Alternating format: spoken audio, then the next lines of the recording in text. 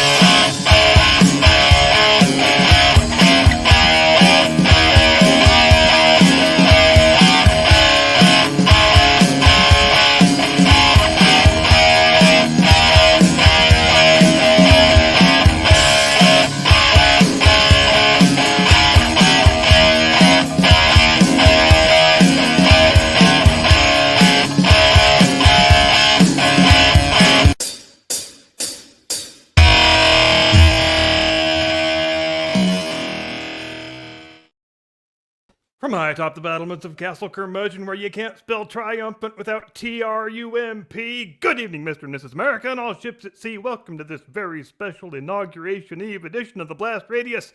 But more importantly, welcome to living in a world where Joe Biden's America has seen its last sunset.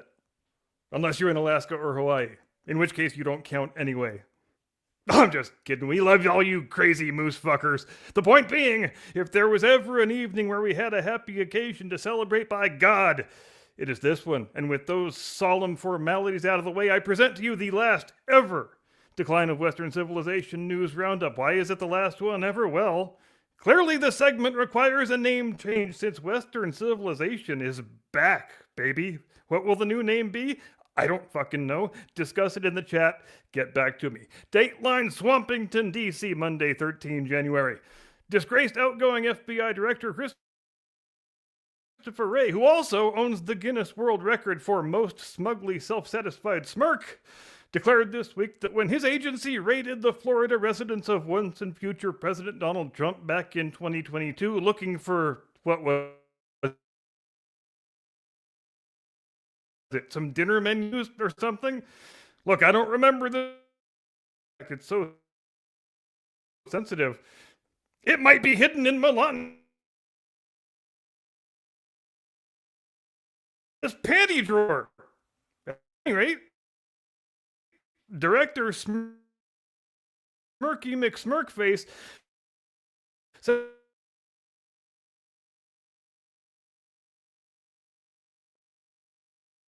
specifics of an investigation. But what I can tell you is that part of the FBI's job is to safeguard classified information. And when we learn that information, classified material, is not being properly stored,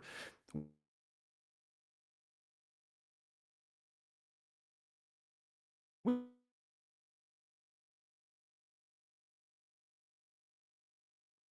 have a duty to act. And I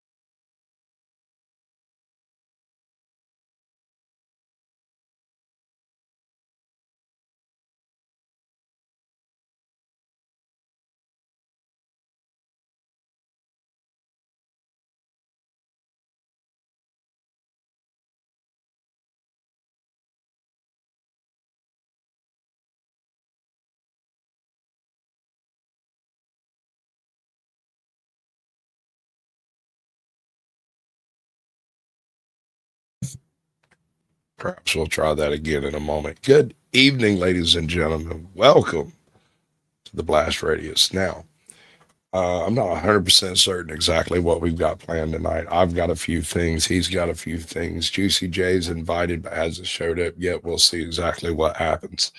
I'm assuming he's having connectivity issues. I had thought that was my problem. However, he did just get a new computer, and we're apparently working the kinks out. So until he reappears, I'm going to go through chat, and then with my terribly crackly voice.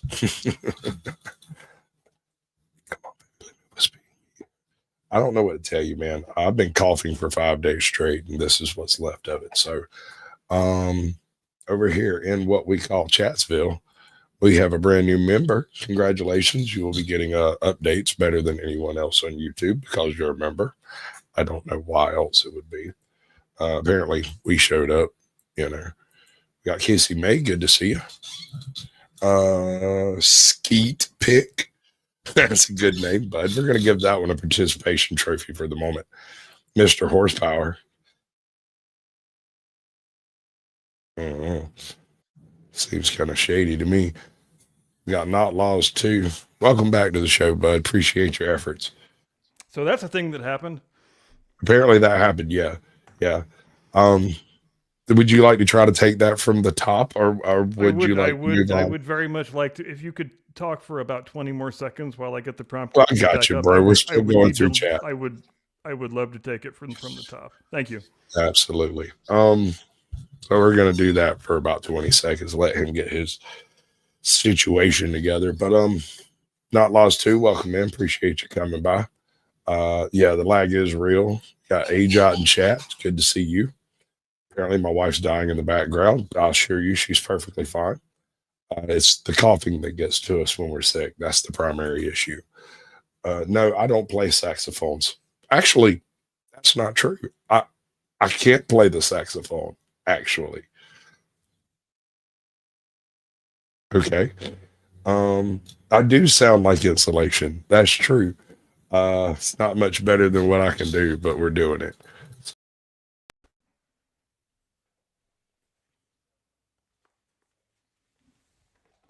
All right, before I was so rudely interrupted, from high atop the battlements of Castle Curmudgeon, where you can't spell triumphant without Trump, good evening, Mr. and Mrs. America and all ships at sea. Welcome to this very special Inauguration Eve edition of the Blast Radius.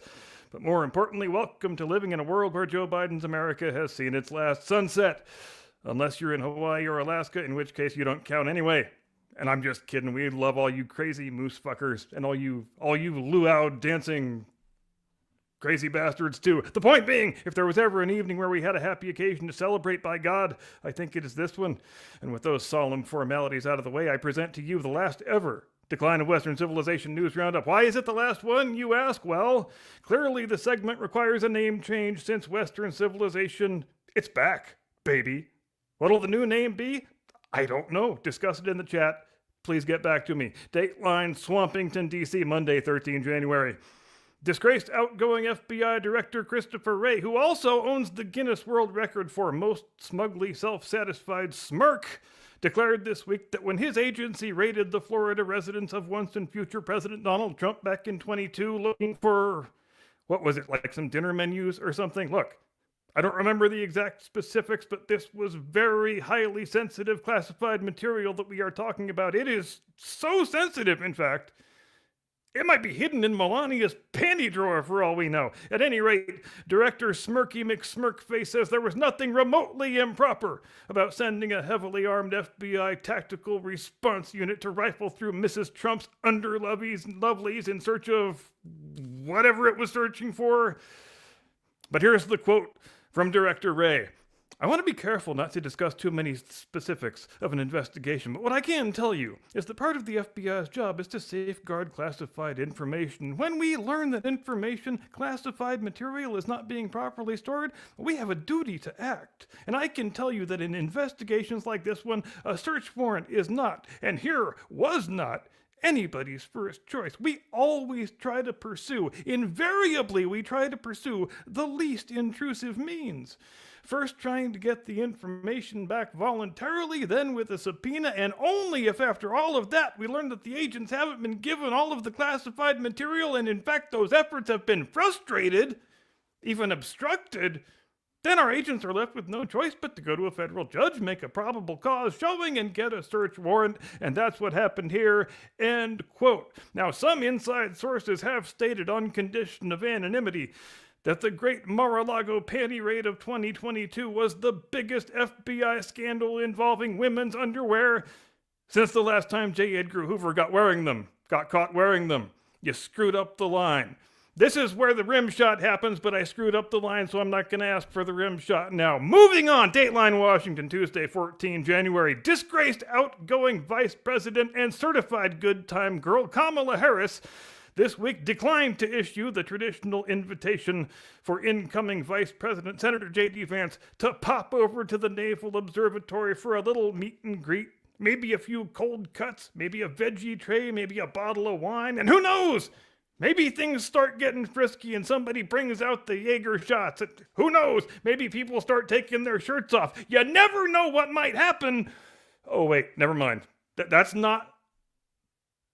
just the way Kamala used to party back in Sacramento. She don't party like that no more. If we're being honest, these days she does most of her drinking in bathroom stalls. But then it's possible that I'm just jumping to conclusions here and doing so unfairly, and it's just a coincidence that she stumbles and slurs her words in every public appearance and looks like she's aged at least 15 years since the election and appears for all the world like she is way past the point of giving one single fuck about any of this.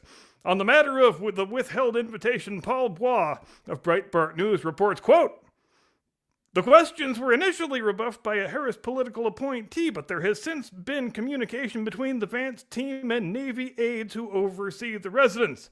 Before Christmas, Navy officials provided an overview of the house to discuss the layout of the residence, logistics and practicalities of the move-in, and to help answer any questions the Vances had, a familiar person with the call said. Usha Vance spoke with second gentleman Doug Emhoff for about 40 minutes last week, sources said. Harris sources said that arrangements are underway to accommodate the Vance children, end quote. Mommy? Why do I keep finding empty vodka bottles under my bed? Did some really sad old lady used to live in this house? Dayline, Los Angeles, Wednesday, 15 January.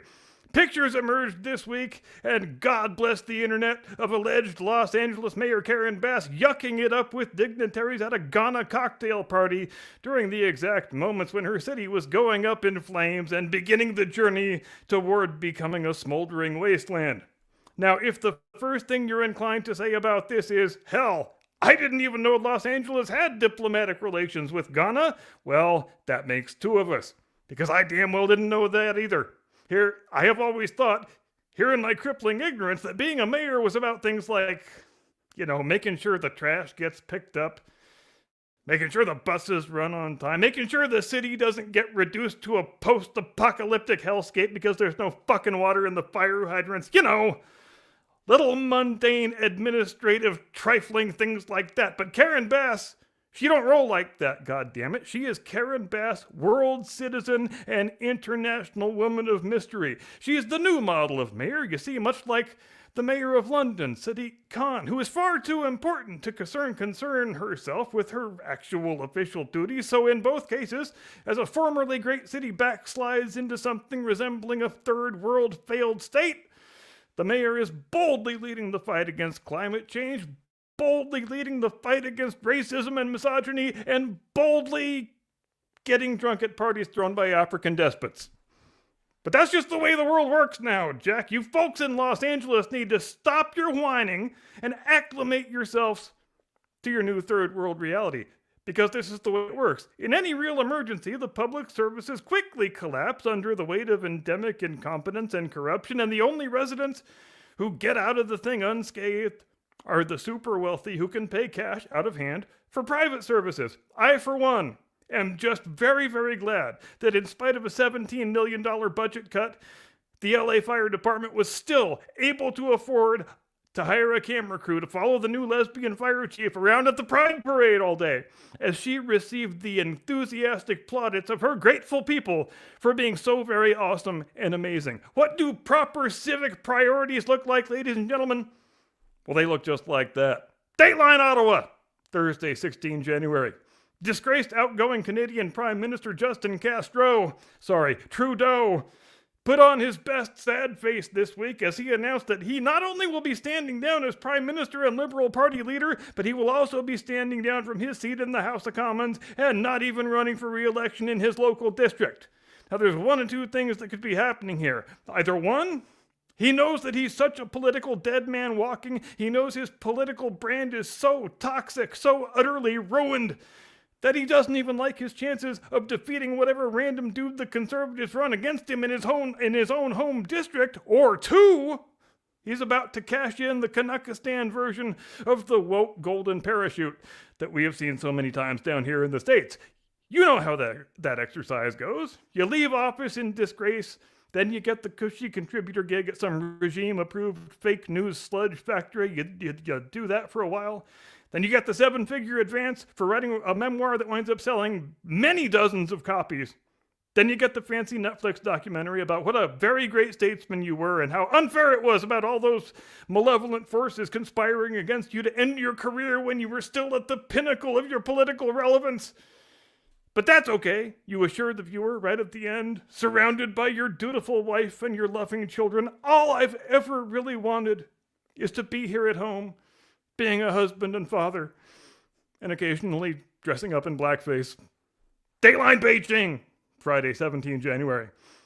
The Chinese state media celebrated this week, as they often do, American young people acting like complete idiots. I mean, let's face it, when American young people act like complete idiots, our Chinese communist friends know their cultural subversion operations are succeeding and proceeding apace. And speaking of Chinese communist cultural subversion, TikTok just went offline, and the youngsters are freaking out so hard over the prospect of not having Chinese communist spyware in their lives anymore, they are flocking in their hundreds of thousands to something called Xiaohongshu, which, as I understand it, is Mandarin for Little Red Book. But let's face it, it could be Mandarin for I love giant butt plugs, for all I know, and your host would be none the wiser. The point being, these youngsters apparently are so emotionally afflicted at the prospect of the CCP, one or the other, not having a personal intelligence dossier on them, they are stampeding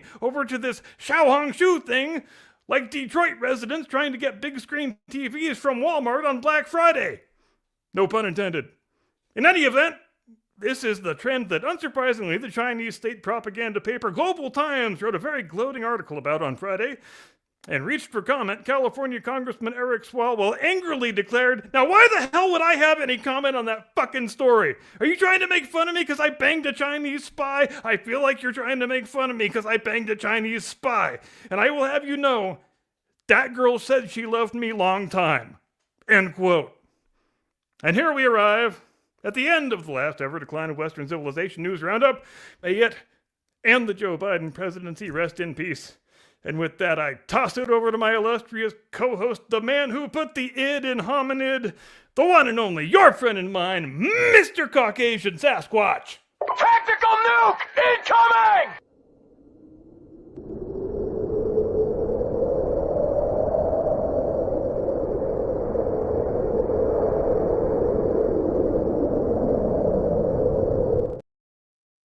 Just to be completely clear to everyone in the peanut gallery, if you hate me and you watch everything I produce, you, sir, are also a fan.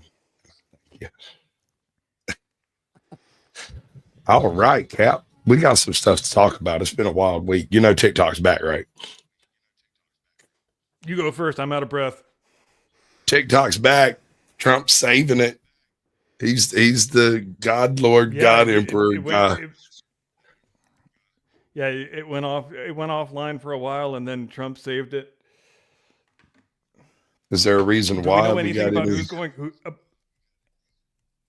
Is it? I don't know exactly who's going to buy. I heard something about the number 20 billion, which would It would be probably be a B. for those Yeah. fans keeping Sounds score like at home. That's half as much as Elon paid for Twitter, which seems like kind of a wildly high sounding price to me. I don't know. I don't know. I don't know anything about that situation except that somebody somewhere dodged a bullet. I have no idea who it was or where the bullet came from. Because, I mean, let's be honest, our cell phones spy on us. So having just another country doing it is kind of a debatable point. I mean, do you think these people aren't going to have Oh, cell phones in the you future? know what my favorite thing is when you're shopping for a product on one device and then you're using another device and those two devices aren't connected to each other in any way, but you still see the thing on the second device. When the first time you get a targeted ad that you were looking for on the first device. But they don't spy on us. Perish the thought. I got one for you. My wife bought me a Bluetooth speaker, brought it home and set it on the table in front of me. And I picked up my phone and was scrolling through, and I got an ad for the speaker she had bought for me. And I'm like, yeah, stuff like that. So now they know, right? Like if they know that, if they can do that, then, and that's hands off. I don't believe a person was involved in that. I think that just happened and it's there to creep us out. So did you watch any confirmation hearings this week? I caught a little bit of a few of them, but they're so boring sometimes. You know?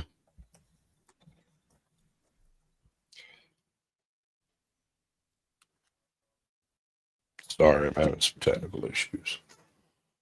Do you have a particular one in mind? What did I do? I said, do you have a particular confirmation hearing in mind? Oh, well, I always start out with the best of intentions for these things, thinking I'm gonna listen attentively all week long, and then I always forget just how insufferable it is actually listening to them live, blow by blow, just because the senators are such incredible morons that I don't wind up making it nearly as far as I intended to. But I heard some of a few different ones. Pam Bondi was my favorite. I really kind of enjoyed when she hacked off Adam Schiff's tiny little testicles and shoved them in his mouth. I found that pretty gratifying. I kind of missed that one, I guess. I didn't. I guess I didn't catch that episode. Well, he was badgering and haranguing her in the way that he does, and she she very calmly pointed out that he was censured by Congress for doing that exact same thing to someone else last year, and boy did his face turn red all of a sudden. I saw a tidbit.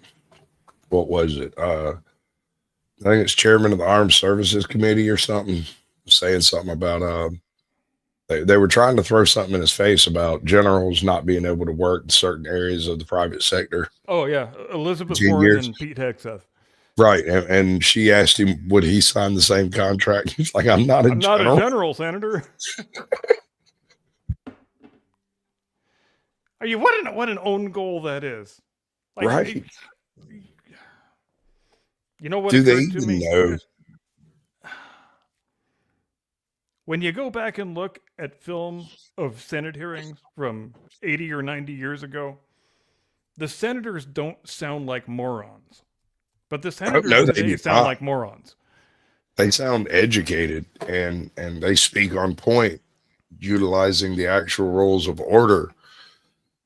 Now people just kind of scream at each other and somebody bangs on a gavel. I didn't even see anything actually happen. There was no movement on the needle. Nothing happens. And everybody in the room, all they're trying to do is go viral. Oh my God, is that what this is? Wow. Hey, QueenBird, welcome in. Carpenter's Journey. QueenBird. Good to see you. Hi, everyone else in the chat. Let me. Yeah, we got a few. Did we If you're do in chat chat, you roll want to call shout out, already? just hit us up. Getting the hiccups. Not sure what we're going to do about that. So, LA burned down. It did. Very. That is past tense. That means it has already happened. Some of the swankiest, most fashionable neighborhoods in LA are a smoldering ruin now. And as I remember, didn't we just have one of the wettest spring and summer on record? Yeah, the last few years we had sufficient rainfall that they were no longer able to say there was a drought. But we Okay. still, as we have for many decades, we do an extremely terrible job of using the water resources that we have. We don't catch any of the water that falls out of the sky. And 60 years ago, we had the technology to build desalination plants up and down the coast and use that as an additional resource for firefighting, among other things. But we can't do it and haven't done it because we don't want to inconvenience some ridiculous fish that nobody even eats. Smelt, in case you're curious. If you're from Yeah. anywhere else in the world, it's called smelt. I love the Trump soundbite, but it's called the smelt, and nobody cares about the smelt. Nobody even eats the smelt. It's a stupid little fish, and they don't want to buy the smelt. Hey, hold on, man. Look, like I hear where he's coming from. And I can appreciate environmental protection. I can appreciate the ideas. Yes, nobody doesn't want environmental protection, but maybe can we have a little bit of nuance and try to balance the needs of humanity versus whatever ridiculous sea creature you're trying to save that nobody's ever heard of? Well, yeah, I mean, I get that, but it's not just sea creatures and stuff like that. It's not just fish. There's freaking lizards in the high desert that they're stopping the prescribed burns, to limit the amount of wildfires that take place. They won't let the prescribed burns go through. And since that doesn't happen, you end up with things like ground fires. You end up with exactly what has happened in LA. It's fast. Yeah, and here's the other side of that coin of ridiculousness. Because on the one hand, we can't do controlled burns because we don't want to inconvenience this desert creature. But on the other hand, they're building these big, stupid mirror farms out in the middle of the desert that completely decimates the life cycle of that same creature they say they want to save. That's literally burning birds out of the sky. We've got windmills, these ginormous wind farms that are just chopping little birdies up left, right, and center. And I heard nobody say nothing about none of that. No, none of the creatures that get blasted out of the sky by the mirror Death Star farm are nobody sheds a tear for them. Just like nobody sheds a tear for the victims of those ridiculous bat chomping, bird slicing eco crucifixes that everyone all loves so much. These things. So like all of LA, like most of LA, it's smoldering ruin. I feel bad for them. I do. I find it funny that the governor has sponsored certain links, like his PR campaign and this wildfire seem to be inextricably linked through financing to some extent. But I guess it makes sense. If you're going to operate in a one-party system, you might as well stack the deck as hard as you possibly can. I mean, nobody will notice, right? So we're just going to go with that. The whole Act Blue fiasco, it's not as serious a fiasco as people would like to imply. The issue I have is with time frame. I mean, what is it, like 9% goes to Act Blue, the rest is supposed to go to the Firefighter Foundation or whatever. Okay, sure, but it's within like 30 days or 90 days. And if you just donate straight to the Firefighter Foundation, they just get it. Yeah. I mean, like now, right now, like donate to anything, and what black hole of graft and corruption isn't going to disappear down. I think I would probably trust the Red Cross, and that's about it. Yeah, but what can you do? I'm Yeah. not one of those people who sit around and lament the fact that people get what they vote for. But I mean, that's kind of where you're at now. All of this is terrible, but if you don't manage your wildfire potential properly, you end up with wildfires. That's how Well, that works. I mean, if we wanna be fans who keep score at home, this story starts 4 or 5 years ago when they fired 130 veteran firefighters for refusing the China virus vaccine, and Right. then they followed that up with installing a very lesbian fire chief who was far more interested in being a gay activist than doing the things that we All normally right. associate with being a fire chief. So for that point, let's take that point on right quick. Just me and you, bro. You know, there ain't nobody else listening. It's just us. So there's been a bit of a kerfuffle being thrown up about the whole DEI program in the fire service, but I want to stand by my brothers and sisters over there, because if I can get a firefighter that's built like the man chick, I'm good with it. That's fine by me, as long as she's 6'2" and can throw me over her shoulder like Thor of Asgard. I'm fine with it. What I don't want is somebody to tell me that I'm going to burn alive because I ended up in the wrong place. You mean a 90-pound girl isn't going to carry you out of a burning building?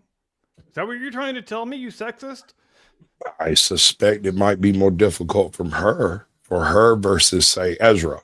If you met Ezra, as you met Sarah, she's Mindful Exposures on YouTube. She is 6'6".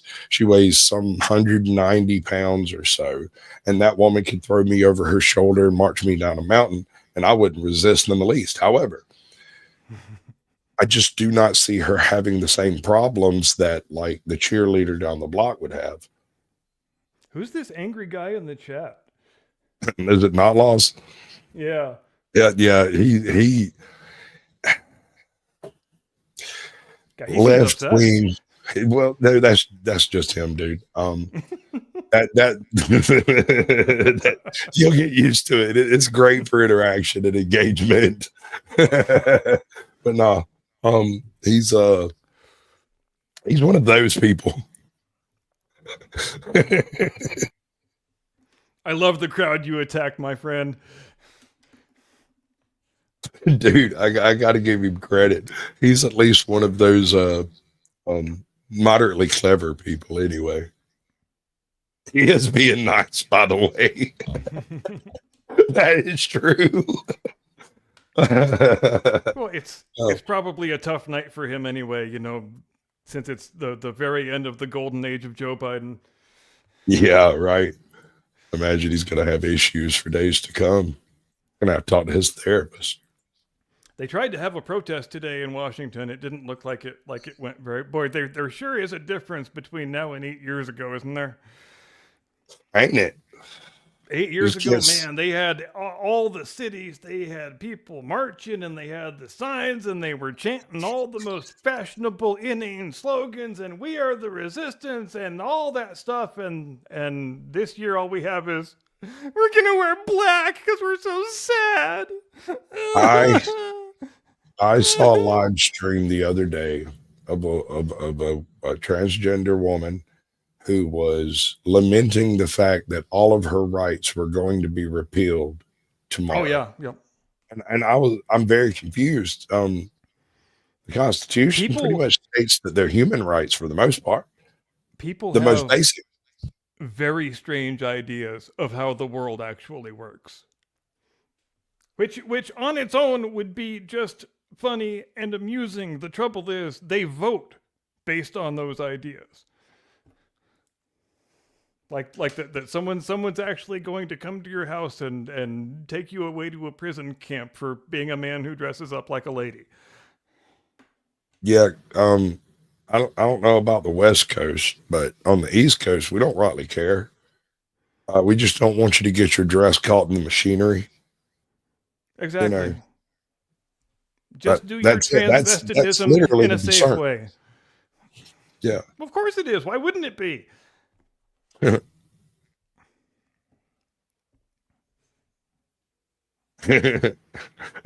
I, sometimes it's really hard not to engage with chat because I find it humorous, I think he's just having a That, conversation with himself. oh no, we've had a few conversations in the past and we've kind of been over parts of this on some level or another. And he's just taking another round of shots at all the same targets that were previously shot at. And I, it's the same thing. I mean, it's just straight out of the playbook. I would like to see how many names he can call me between now and the end of the program. Wow. Okay. That's up to you, bud. If you want to try to take on that one, you're right It is on an open ahead. challenge. All right. So Andy Redson sent me an email with all kinds of LA fire footage. I mean, a ridiculous amount. There is a lot of footage that you're not getting from the mainstream fake news media. So, Well, yeah, almost none of this. Well, I mean, the interviews and stuff come from mainstream, but for the most part, it's literally people. I'm talking about actual burn footage, especially burn footage that is associated. Right. A lot of that stuff is being heavily suppressed. And this guy lives. Well, I mean, he lives quite a bit south of you. He's too far east to be really involved with the fires, but he's been trying to get down there to try to help. And some of the issues with that is they have limits on how many people they can take on board per day, to like, even if you're volunteering. And so I don't understand it. I mean, around here, if you show up and there's a fire and you're trying to put it out, for the most part, they let you. It's just kind of how that works. But then again, I'm in Georgia. We have an immense amount of rain compared to California. And you might think that might keep fire down, and it does to a degree, but also we have an immense amount of growth as compared to California. So what would take 5 or 6 years for y'all to develop into a wildfire, we do it in 8 months. Like, we have vine over here called kudzu that can eat your entire house in a single summer. All those people who abandoned their cars on the road, I wonder how many of them locked the doors and took the keys with them. Because I guarantee you a lot of them did. Even though, if you stop to think about it for a second, you might think, maybe I should leave the keys in it so they don't have to bulldoze my car aside and wreck the shit out of it later. I'm just saying. I don't know, man. The firefighters probably are not gonna steal your car, but they are very interested in being able to move your car to the side of the road so they can get their vehicles through. Which means everybody's got rear end damage. Oh, at least minimum. Yeah, every single car down that road just got rammed by a large freaking truck. Yeah, because when it's a matter of having to come in with a front end loader and move vehicles aside so you can get emergency vehicles down, they are not going to give one single fuck about preserving your fenders. So, if you notice, the people that are working on these fires are using an extreme minimal amount of water. And they're not even attempting to put out fires that have gone beyond a certain point. I can't say as I blame them. I mean, it's not like it's a single structure fire. We are talking. This is on par with the Great Chicago Fire. What it is a really extreme departure from what we normally get in this state with wildfires. Anybody who has lived here for any appreciable period of time knows that down through our history, every region, once or twice a decade, there is a really awful firestorm that burns hundreds of houses. The difference is that this fire should have been a several hundred acre. This should not have been a fire. The winds were bad, yeah, but it shouldn't have been a fire that burned thousands of homes. If you had basic resources in place that are supposed to be in place, because let's face it, what is life in a third world country look like? You hook up a hose to a fire hydrant and no water comes out. When you hook up a hose to an American fire hydrant, fucking water should come out. That's a basic first world civilizational standard that Americans are supposed to be able to expect, but the people of Los Angeles no longer can. These are the people that left their keys in the car, that did not leave their keys in the car. There with a bulldozer moving your shit out of the way. Yep. And like, what did you think was going to happen to your car when you ran away from it? I know you were fleeing for your life, maybe not thinking all that rationally in the moment, but just take a second to think about it.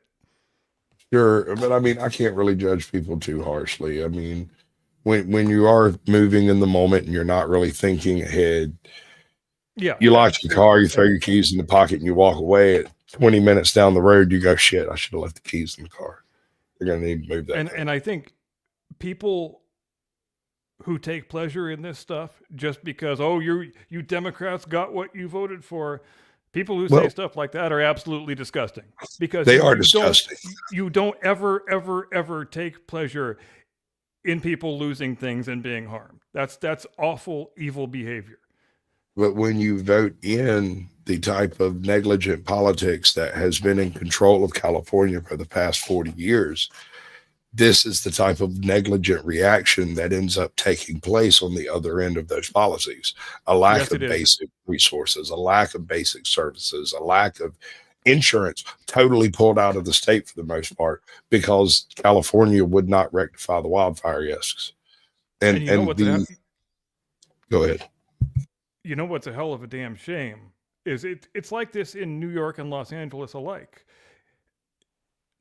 Sure. Much needed change that is decades too late never happens until the celebrity class is affected. Well, look at the subways in New York.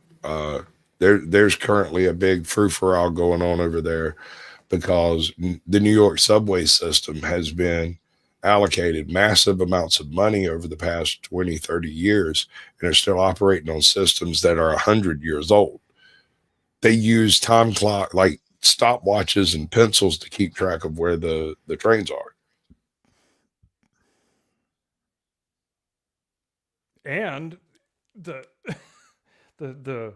they've just massively increased the rider load on the subway too, because they've just instituted, as I'm sure you know, what's it called, a congestion tax in Manhattan, where you have to pay something like $17 every time you drive a car in there. So whatever problems exist on the subway just got a whole hell of a lot worse. So is that 17 in to where you park and then 17 out when leaving? Or is that just a tax that's just on a day? You know, I'm not sure I know the answer to that question. It wouldn't surprise me if it was both ways. I think it's just in, though. Let me look it up.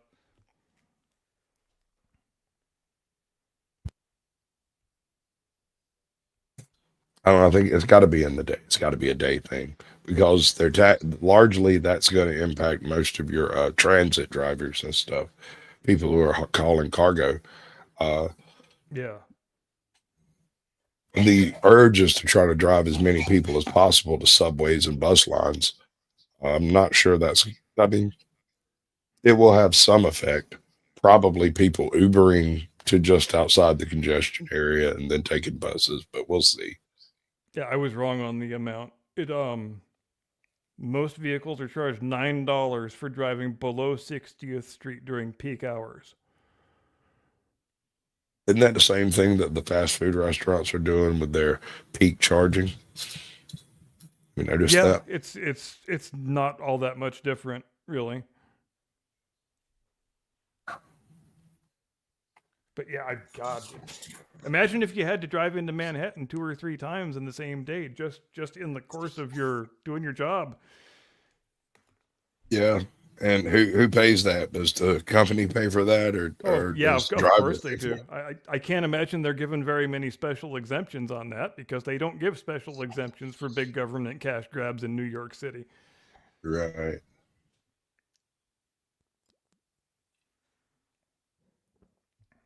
Huh. Boy, he just chopped up a bunch of stuff in here, didn't he? John Stewart. And I'm pretty sure most of it's all muted. So what do you do? How do you improve the circumstances from here? And just to go ahead and make this perfectly clear. Well, there are a lot of people here in California who seem to think, and I think it's a naive thinking, frankly, that this experience is going to be so eye-opening and so terrible that it's going to create a political tipping point that manifests itself in the next election in a couple years. And that's just absolutely not going to happen, because it took 30 years for them to make this into a one-party state and capture all the institutions and all the things that you need to capture in order to create and maintain a one-party state. And you just can't undo a thing like that overnight. It has to things that take years long to institute take years long to undo. And that, my friends, is called progress. So yeah, progress means means we've been doing the wrong thing the last 30 years and we should stop. Tinfoil hat theory. So I've been bombarded by, because I associate with a few little truther groups out there, just on a lark, and flat earthers, just pretty much anything of interest in esoterica. I love it. These people are making direct analogies from the handling of the Maui fires directly to the handling of the LA fires by way of military activity instead of dumb Democrat policies. Oh, okay, the Maui fire. Remember when Joe Biden went to Maui and told the story of his 2004 kitchen fire? Wasn't that so very sensitive? Oh, wow. I'm surprised he didn't go to LA and tell that fucking story. Wait, week ain't over yet, sir. So here's what they dealt to me, and it was 3 or 4 different people, and so there's no linear plot line through any of this, because it's just sort of each one's conclusions separately. First one, here comes your 15-minute city. It's fixing to happen in LA. It's going to be the jewel of the West Coast. That's the plan. 2, prepping for the Olympics. This was to clear out all the riffraff and get rid of the homeless. The Olympics. Man. Here comes, and he also mentioned the 15-minute city, but he was mentioning it in association with catering directly to the Olympics and the whole globalist agenda thing. Right. Hey, the line has got that beat. The line is going to be a 5-minute city, baby. The line is never going to be built. You saw where they massively downsized it, right? Yeah, it's now like a couple of buildings, a few hundred yards apart. They shaved it down from 100 miles to 1.5 miles.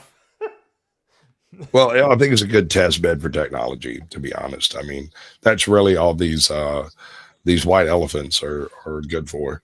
They're what did they call him back in medieval times? Follies. Yeah, they did manage to move a hell of a lot of sand, though. You got to give them that.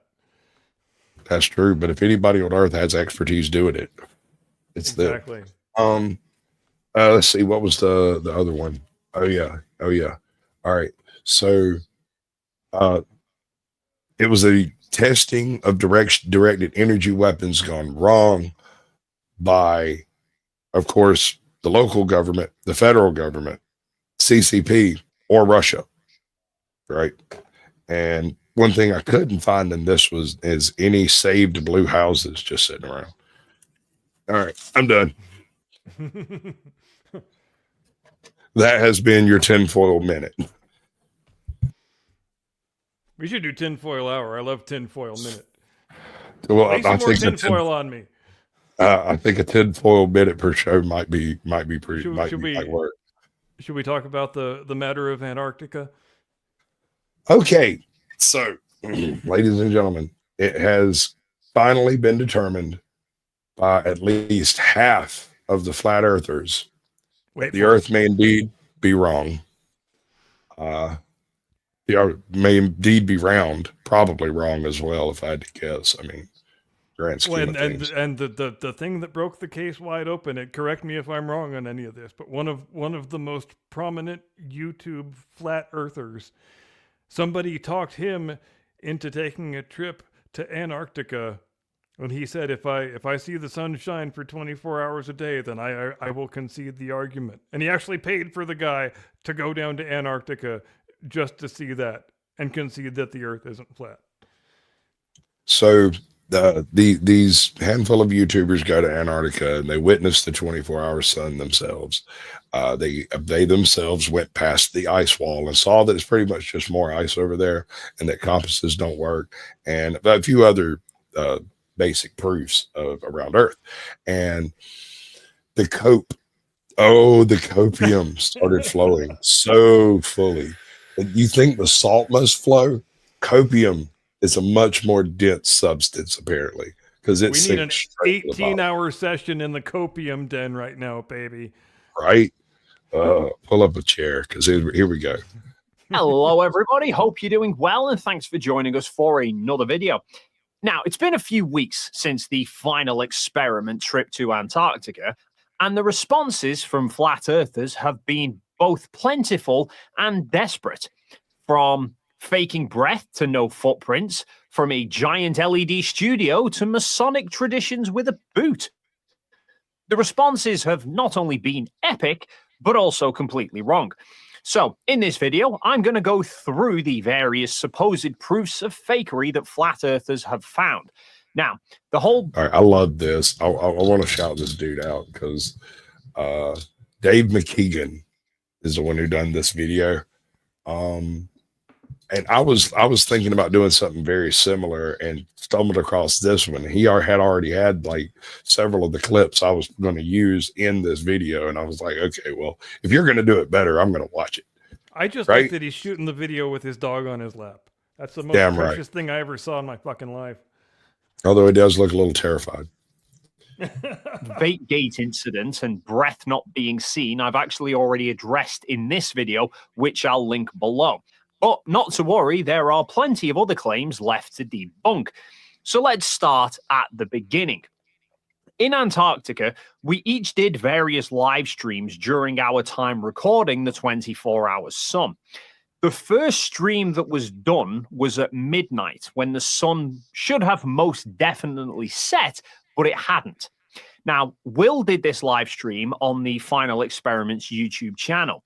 In it, he talked about the trip. He rotated the laptop round to show the area that we were in and the sun. And then we each had an opportunity to say a few words ourselves on camera. And this is where we ran into conspiracy number one, the green screen. Now, when Critical Think came on to speak, he wanted to go and show his weights experiment that he'd set up in the hut. So he and Will went inside with the laptop to show that. However, unbeknownst to us at the time, because we were all just standing outside and not actually watching the stream, the numbers on the scales weren't visible because the backlight of the scale screen was green. And Will's laptop had the green screen chroma key option enabled because he usually films in front of a green. Oh, that is a bad woof, dude. Oh, that kind of sucks. Yeah, the plot thickens. Maybe it is flat. What do we know? Green screen. So it was replacing the scales screen with the black background that he usually uses. Now, that in of itself was neither here nor there. However, once Will went back outside, I spoke, then Mike spoke, then Jaren, Lisbeth, and Austin, and then finally Jonathan. And when Jonathan appeared on screen, there was a big black patch and the letters TFE appearing on his top, which, as you can imagine, sent people into meltdown claiming green screens. Now, as you can see from the photos that I took at the time, Jonathan's top actually has a teal. So I sat in on a Flat Earther stream a couple of hours after all of this had gone full tilt. And most of the live streams from all of this were already available, and they were going over them for the first time. And they were taking shots at everything you can imagine, like no footprints on the snow. Well, at negative 30 degrees, snow isn't exactly like snow on Aspen. You know what I'm saying? You're not skiing across this for fun. Oh, they will grasp it. You have to be willing to grasp at a lot of straws in order to accept that kind of a worldview in the first place, really. I think it just takes a lack of willing to do the actual math. When I was in high school, I had a fairly eccentric science teacher. One of the things that we did, I love eccentric science teachers. They are the best. It was direct result of a person in class stating succinctly that the earth is flat and then quoting from the Bible.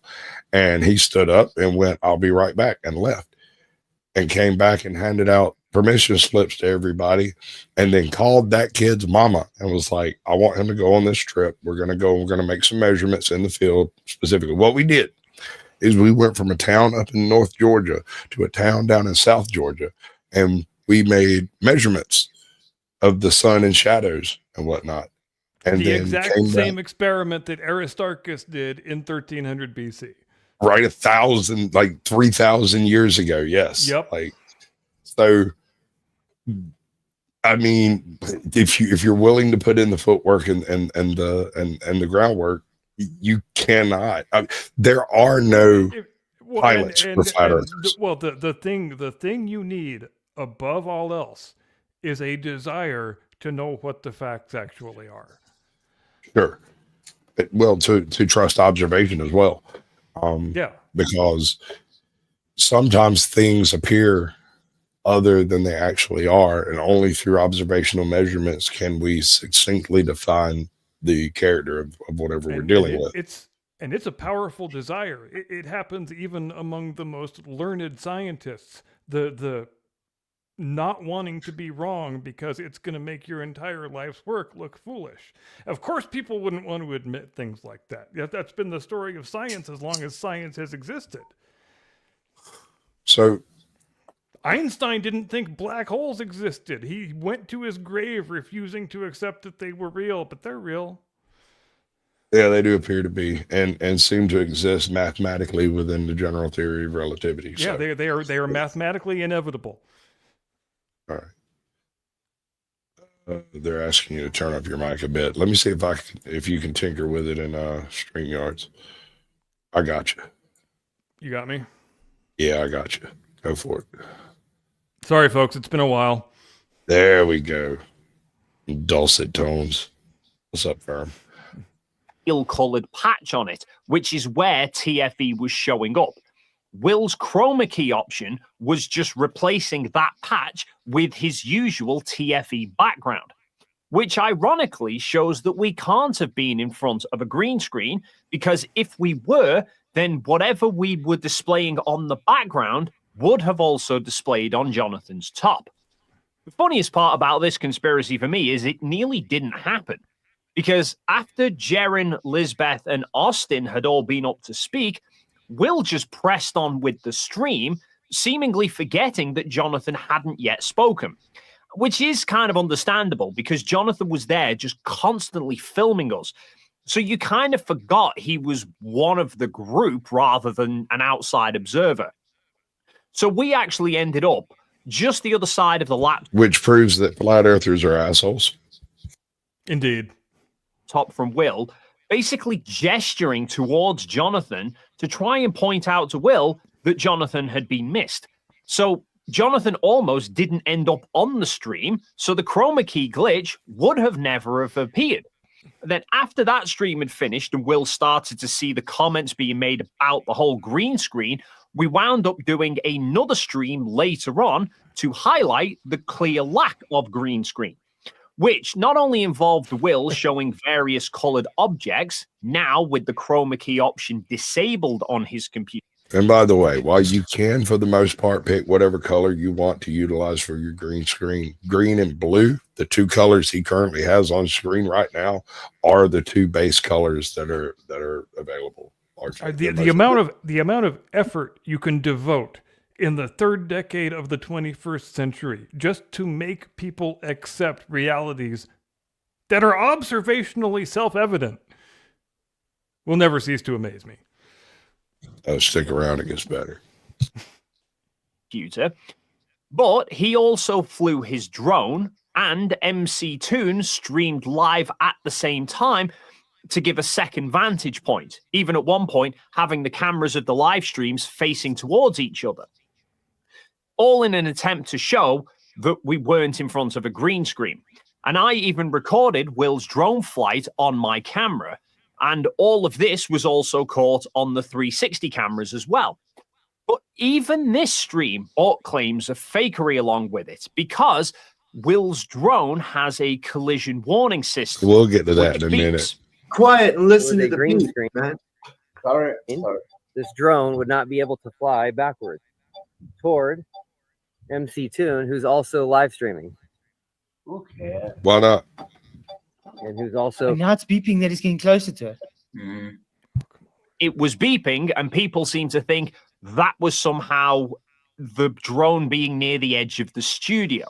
Yes, maybe he's just All right, launching. now I'm gonna come right back It got to close to the, it got close to the screen.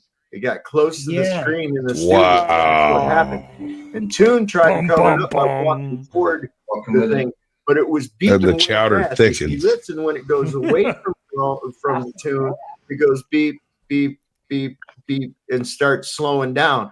And then it gets off in the distance and starts going dee, dee, dee, dee, dee, dee, dee, dee, dee, and then Toon starts walking to it. If it was because of Toon, it would have started off slow and gotten faster.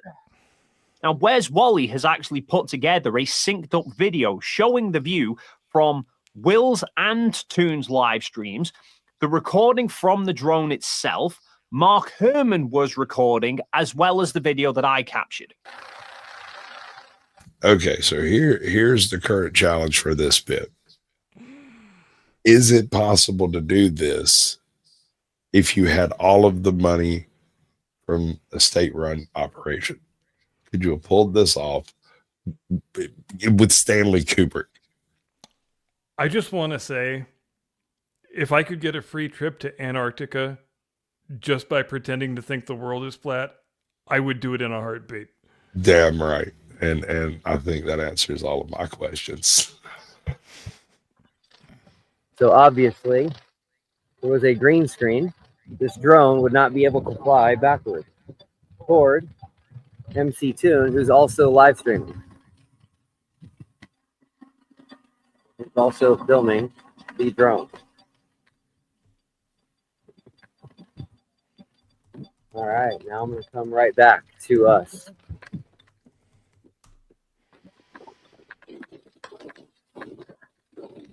All right. Seemingly, they overlook that when the drone first starts up, it's right next to a stand with a laptop on it. Then, as the drone is backing away, MC Toon is walking along with it, and the drone beeps are going off. MC Toon then stops, the drone carries on moving away from him. Eventually, the beeping then stops. Will starts bringing the drone back towards the laptop. The beepings then start as it's getting near to Toon again. So, yes, of course, the drone is beeping because it's detecting Toon as a potential obstruction. And the funny Even the thing dog is, can't believe it. they claim that the drone started beeping again because it's reaching the edge of the studio wall. But you can see from the footage how far away the drone goes from Will, and then he brings it back. After he's brought it back again, I went walking off down the same path to take some photos. You can see me on the time-lapse footage as well as in the background of Will's stream. And I walked much further away than the drone went. So why didn't I walk into a wall? But anyway, after we then recorded the full 24-hour sun, the first standalone video we published was a 48-second time-lapse view of the sun circling around us. That is really and cool. that went up on my YouTube channel. This was a sped up clip That is really, really cool, though.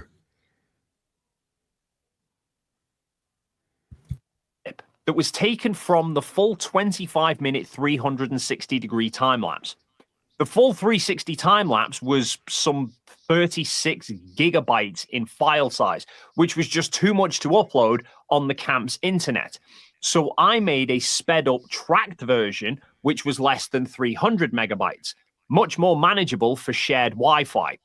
And as a side note, as this was the first video that we were publishing of the 24-hour sun, I felt it was appropriate that Will himself publish it, since it was him that made the whole trip possible. We are publishing our first time lapse of the 24-hour sun right here in Antarctica. Done. It's a fake sun! The disco ball! Once that video went live, flat earthers quickly began looking for faults with it. And the first one that I saw people bring up, I think it came from Flat Earth Banjo, who'd noticed that near the end of the time lapse, you can see sunlight shining down the side of my tracked camera.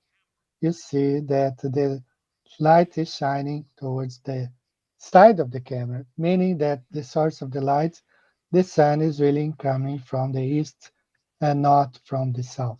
Okay, so these guys got busted, and they will have to lie for the rest of their lives, just like Buzz Aldrin. Wow. And of course, Oh yeah, yep. He mixes in the Apollo conspiracy right at the end, because of course he does. Wow. Like I didn't even see that coming. He's gonna have to lie for his whole life, just like Buzz Oh, Aldrin. shit. Sonic Rich. I fucked everything up. We're professionals, people. You didn't see that, Buzz Aldrin is a fucking badass. right? He really is. But once that video went live, flat earthers quickly began looking for faults with it. And the first one that I saw people bring up, I think it came from Flat Earth Banjo, who'd noticed that near the end of the time lapse, you can see That the source of the light, the sun, got busted. And of course, how could sunlight be shining down the side of the camera if the camera is supposed to be tracking towards the sun? Well, the simple answer is that it had stopped following the sun at that point. In the 360 time lapse, you can see that the tracker actually reverses direction and starts spinning the camera away from the sun, which then, of course, causes the sunlight to be approaching the camera from the side and lighting up the side of it. Mind you, this is the same Flat Earth Banjo that thinks he's debunked the entire final experiment by comparing the elevation of the sun in one of our video clips to the elevation of the sun seen at a similar latitude in the Northern Hemisphere in Svalbard in Norway in June. However, it seems Flat Earth Banjo either didn't notice, or he was hoping his audience wouldn't notice, that he's looking at the midnight sun in the north at midnight. It's actually written quite clearly there on the screen. Now in Antarctica... Do you get it? Sorry, I was typing something. Oh, he put a proof of the 24-hour sun in the north as his debunking of the 24-hour sun in the south, which is that's an interesting cell phone there. It's posting your own else. Should we talk about my Mount Everest thing for a few minutes? Yeah. All right, so if you wanna pull this up while I'm setting it up, there's a kid named Ryan Mitchell.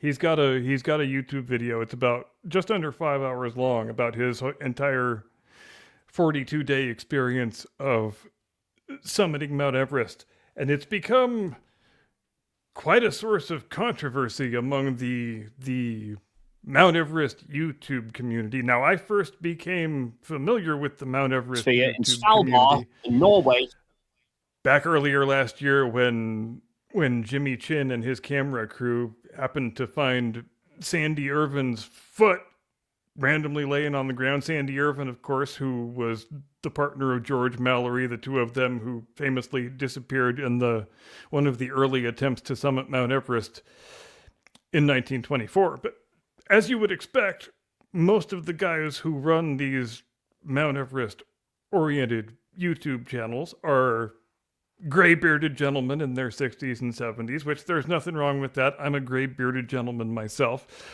But there was something about this kid's video that really got on their wrong side, and it's caused a lot of very fevered condemnation on their part, because I think mostly they just don't like that this kid's video has 3.8 million views. But setting that aside, they think he's not taking this thing seriously enough.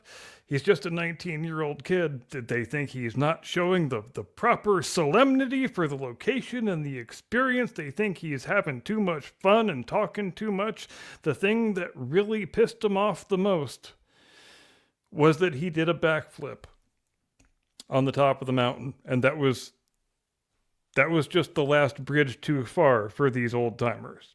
And as with most intergenerational arguments, you have both sides with a perfectly valid argument. You don't have an argument where you can just say this side's right and this side's wrong. From the kid's perspective, I think this video that he's made as a piece of documentary filmmaking is brilliant and indispensable. It's the best look I have ever seen at what the firsthand experience looks like of one individual. It's Ryan Mitchell. The video is Climbing Mount Everest, full 42-day journey.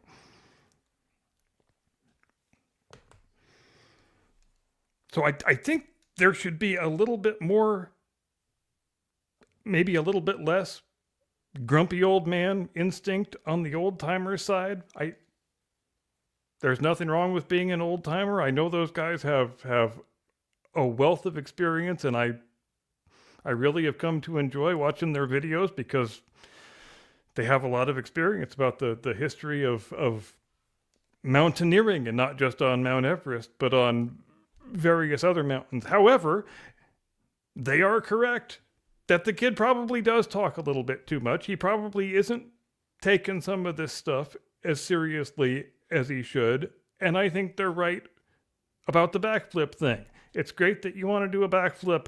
It's great that you want to be in whatever record book as doing the highest backflip in the world. But what happens if you don't stick the landing? What happens if you roll your ankle? You become green boots. You become green boots. That is exactly correct. Yes, sir. You become green boots.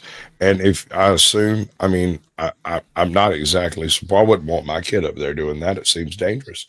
But my point being, homie climbed to the highest point on earth and had the audacity to do a backflip. Yeah. That's jackass eligible, dude. Homie needs to be signed for an MTV Cribs immediately. Yeah, because that's where stuff like that belongs, if we're being honest. Hey, sure, yeah.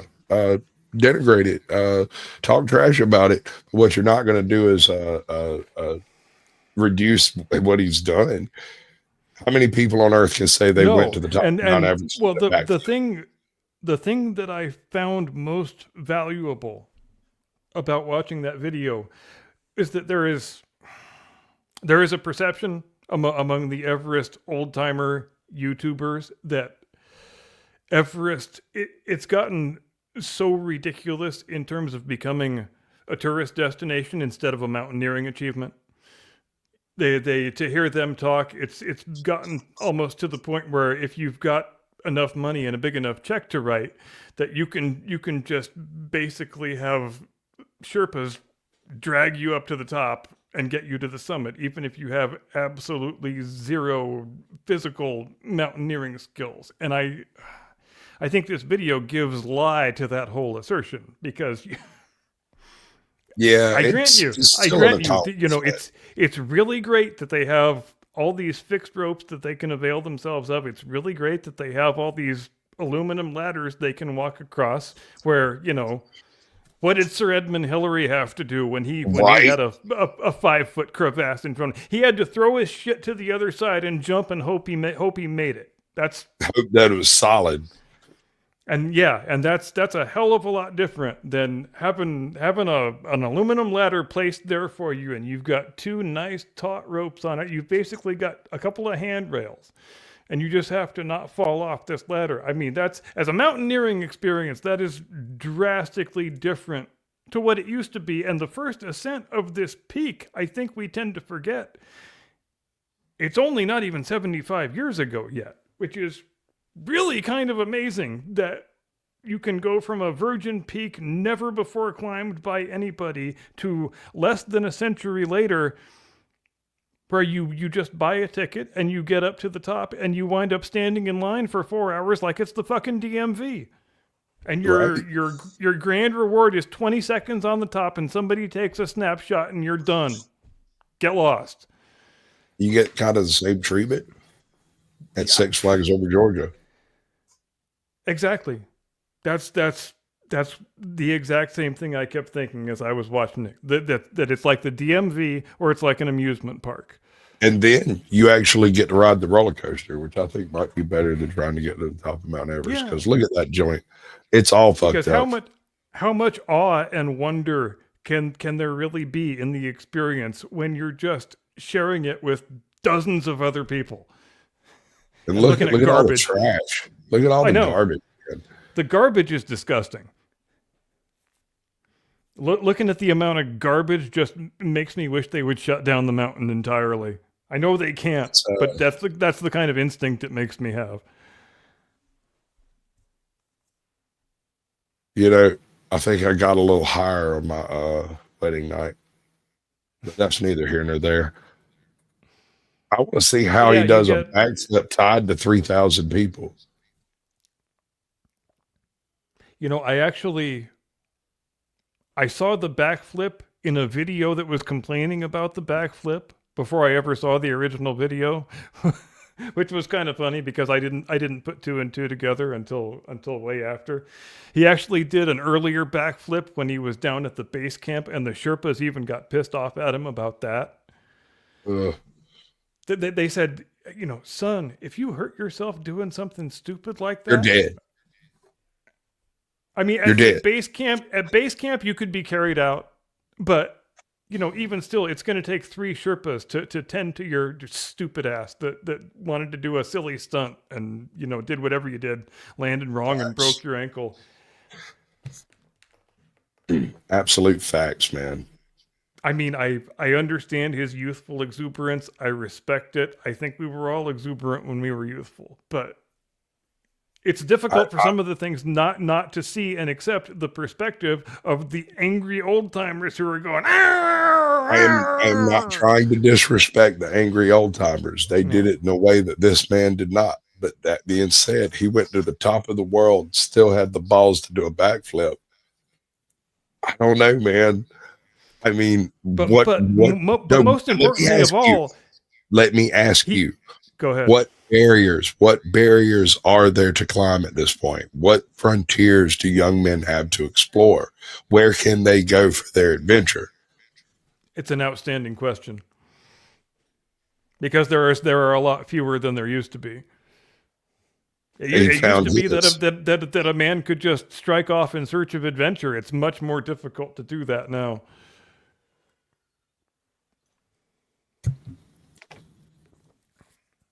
Apparently, the Amazon studios burned.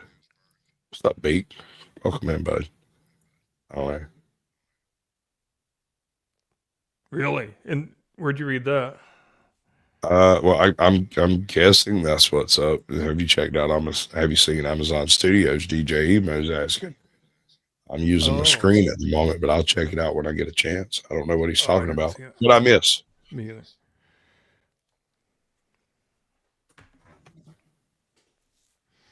I'm really hoping. But the place where I depart from the angry old timers is, I understand that he does some annoying stuff throughout the video. All young people do annoying stuff, but this piece of filmmaking that he has produced, and I'm more inclined to refer to it as filmmaking than video, because I think it rises to that level. I think it's an indispensable document he's been able to produce at the age of 19, and I think that deserves boundless respect and praise. Huh. I figured the most watched part of the video would be him doing the backflip. Apparently it's You know not. what? I think the current version of the video that he has up, he's edited out the backflip because so many So people now I'm got going pissed off back. about it. Yeah. Yeah. Well, okay. You got the balls to do it, but don't have balls to prove it, sir. Yeah. Powder puff. But it's fun, isn't it, when you randomly discover these new little corners of YouTube Yeah. subcultures that you didn't know existed before? Like it. Oh, Like it. or there's another YouTube subculture that is very, very enjoyable, is angry Indian cricket fan YouTuber. Really? Though those guys go off, dude. Yeah. Well, aren't all cricket fans just like kind of nuts in the first place? Indian cricket fans are unlike any other sports fans I have experienced in my entire life. I used to think that the way Canadians feel about hockey was something close to religion, which it is, but Indians with cricket is a level beyond that. I'm not even certain how to describe. Maybe Brazilians with soccer is kind of close. I'm willing to accept your expertise on it. I've never met an Indian cricket fan, but I've met a couple of cricket fans, and they were both nuts. Yeah, since I became a cricket fan, I've got an England cap and an Australia cap now, and the guy at my local smoke shop, who is Indian, so obviously he's a cricket fan. He's seen me wear an England cap and an Australia cap, so he's not sure what the hell to think. Because that's not something that one normally does. I can't help it. I like England and Australia. So you turned me onto a story backstage that I think needs to be brought up before we actually sign out. Okay. Apparently, Brad Pitt was in the hospital, needs a kidney, and some old lady tried to pay for it. How did we end up in this position? Because old ladies She's are gullible. 53. She's not old. Okay, well, you got me there. And too close for comfort. A double take. Yeah, because that's not actually Brad Pitt, and he's not actually posing for pics in a hospital. Well, you're in the know. A 53-year-old French woman says these images, created with AI technology, scammed her into forking over $850,000. Boy, that was a deep dig into that piggy bank. 850. 850, folks. What's up, And Izzy? behold the photoshops that were good enough to extract that 850. To someone she believed was an ill brat. The woman detailed the con in an interview 7 to 8 on French TV channel TF1, which was removed from the I channel. like the one where he holds up a little sign and says, "I love you." What's her name? Wow. After she said, Yeah. It's this one over here off the frame. cyberbullied over falling for the wild. scam.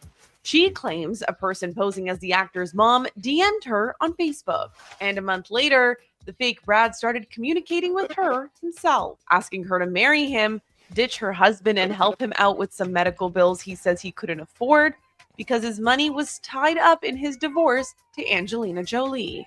In the sit down, the woman explains that, quote, "At first I said to myself that it was fake, that it's ridiculous. But I'm not used to social media, and I didn't really understand what was happening to me." The woman, who was married to a millionaire athlete.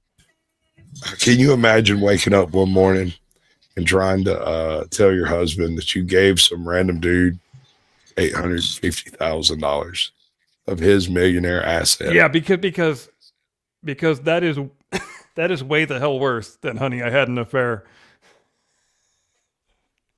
Well, baby, tell me you're having sex with him, please. Don't tell me that you gave me give him all my money. I sent 850 large to fake Brad Pitt for his kidney transplant, honey. I'd rather you be knocked up. Like, stop it. Get some help. Yep. God, yeah. Ended up leaving her husband to pursue a relationship with the faux Brad and was duped into sending over the cash. As for how she finally caught on to the scam, when she came across a snap of the A-lister with his girlfriend, Inez de Ramon. But honey, I have to keep up appearances. I can't be telling everybody that I'm in love with some millionaire heiress with a husband. I know. It's gotta be our little secret, honey. Yeah, you can't tell nobody. She has reportedly filed a police report. Quote, I ask myself why they chose me to do such harm like this. I've never harmed anyone. These people deserve hell. This comes months after the real Brad reacted to scammers stealing money by impersonating him. A rep for the actor telling ET in September, it's awful that scammers take advantage of fans' strong connection with celebrities. Brad's team adding, it's an important reminder to not respond to unsolicited online outreach. So what do you make My of that? name is Lieutenant Aldo Rain, and I need me a new kidney and 100 Nazi scalps. Sorry. Oh, feel free, bro. It's your show. Go ahead. Oh, there's so many Brad Pitt places I could go with that. Right. You ever heard about actor theory? So No. I think there's a universe out there where actors absorb the powers of the characters they play, and that's why you don't mess with Keanu Reeves or Sean Bean. You just need to leave them alone. I don't know about Sean Bean because Sean Bean has died on screen more times than any other actor, hasn't he? And he's still kicking. You need to take notice. And he has come back every single time. Take notice. He absorbs the powers of the roles he plays. Yeah, they all died, but he didn't. Sean Bean is the acting version of the Undertaker. Died on camera more times than the Undertaker. Oh my God, dude.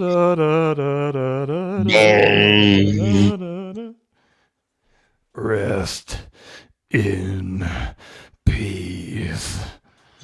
You did good. I'm proud of you, bro. So what do we got planned for next week? As you can see, my voice is completely trash, so I'm going to try to lay out of as many streams as possible. We've got the first week of the second Donald Trump administration to talk about next week. I think there will be no shortage of fodder for the herd. But this is my question: do we change the name of the show? We don't change the name of the show. We change the name of the news roundup because we need a less depressing name. So we get a 10-12 minute. We get because something. Western civilization is no longer in decline; it is roaring back. How about the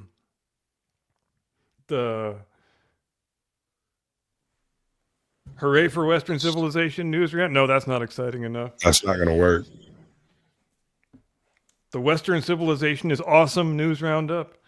That's not going to work, bro. Long live Western Civilization news roundup. The Pax Americana. The Washington Redskins news roundup.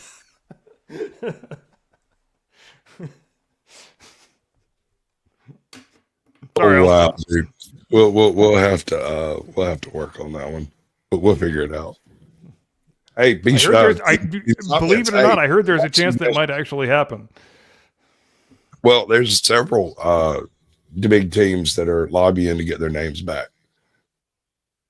I also want, if Trump wants to impress me right off the bat, I want Fort Bragg and Fort Hood reverted to their proper names. And I know a lot of other people do, especially service members and former ones to whom it's very important. All right, bud. It's about that time. Ladies and gentlemen, thank you ever so much for joining us here on the Blast Radius. It's very nice to be back. Glad you could all make it. There's an exciting day coming up tomorrow. Do make time to watch all of that happiness. We don't get happy days too often. We need to revel in the ones we do get. It should be an exciting week. And we'll be back with you next Sunday and all Sundays going forward in future. So please do have a pleasant tomorrow and a great week. And we'll see you later. Get the hell off my lawn. Darkness took me, and I strayed out of thought and time. The stars wheeled overhead, and every day was as long as a life age of the earth. But it was not the end. I felt life in me again. I've been sent back until my task is done. And I come back to you now. At the turn of the tide. I thank you. My mama thank you too, but she did.